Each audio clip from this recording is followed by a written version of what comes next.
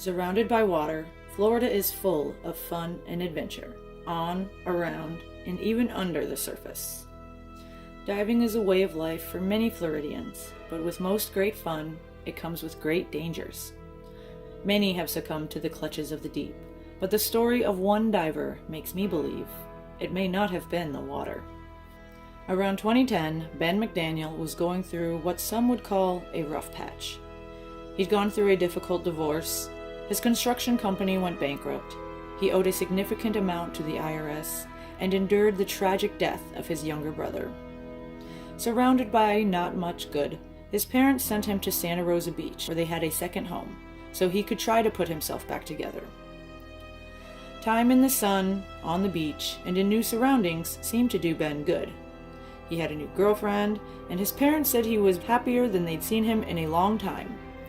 He took up scuba diving, becoming a regular at the Vortex Springs in Ponce de Leon.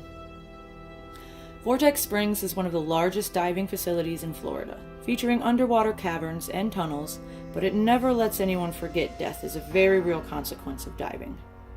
Signs bearing the Grim Reaper are posted inside the caverns and tunnels, urging divers to not push their limits, that the thrill of cave diving is not worth their life. The entrance of one of the most dangerous tunnels in Vortex Springs is 115 feet deep. About 300 feet into the tunnel is a locked gate, and only those with a cave diving certificate are given the key to venture beyond. Employees at Vortex Springs were familiar with Ben, knew that he was not a diver experienced enough to go beyond the fence, but he boasted about his diving skills nonetheless.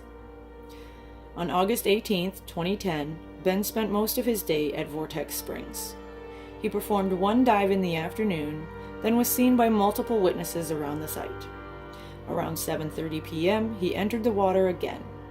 Two employees of Vortex Springs, Chuck Cronin and Eduardo Terran, were finishing their own dive and saw Ben descending. These employees suspected Ben had been breaking through the fence in the most dangerous tunnel, and for some reason, Eduardo Terran followed Ben down and opened the gate for him.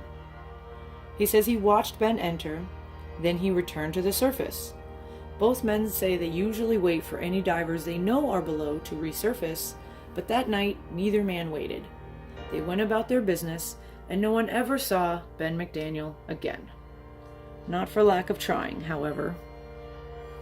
It took about 2 days for employees at Vortex Springs to realize a truck in the parking lot had not been moved.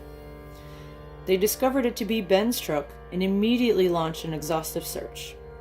Over the next 36 days, Vortex Springs was a flurry of diving activity, looking into the tiniest of openings for a clue. There was no evidence of Ben being inside the cave system.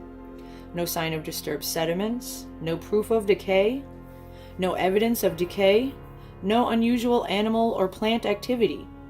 The only proof of Ben being inside the spring were 2 abandoned spare oxygen tanks. Other divers thought this odd because the tanks would have been needed toward the end of Ben's dive. Leaving them at the entrance of the tunnel rendered them useless. Also, the tanks were filled with pure oxygen instead of the usual mixture of gases that are used for scuba diving. During the search, the best divers in the world were attracted to Vortex Springs. They explored further and deeper into the cave than ever before. They all agreed Ben's body was not inside. Ben's parents were unsatisfied by this outcome and began offering reward money. They first offered $5,000, but eventually raised the amount to $30,000, thinking more money would push divers to be more thorough or try harder. But that would prove to be a step too far.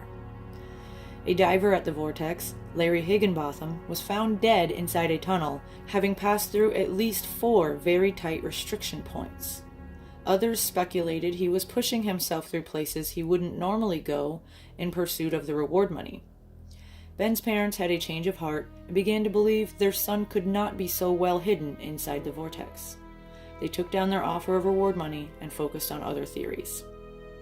Exploring every other option, police searched the surrounding areas with dogs trained to search for missing persons and dead bodies, but they uncovered nothing. Ben's parents suspected someone killed Ben at the Vortex and carried his body out or knew where to dispose of him. Both Vortex employees, who were the last to see Ben alive, were investigated, but a number of oddities make this case even more confounding. Eduardo Turan was given a lie detector test that should have lasted about an hour, where examiners would have been able to ask questions in multiple ways to ensure continuity. Eduardo's test lasted for only 3 questions before he was determined to not be a suspect.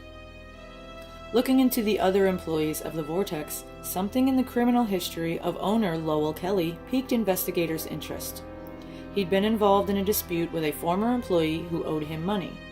Instead of waiting for the payment, Kelly allegedly abducted the employee, took them to a field, and beat them with a bat. He pled no contest to these charges and was due to serve jail time, but in December of 2010, he fell down a set of stairs at the Vortex, causing a head injury that he never recovered from. He was dead by the end of the year.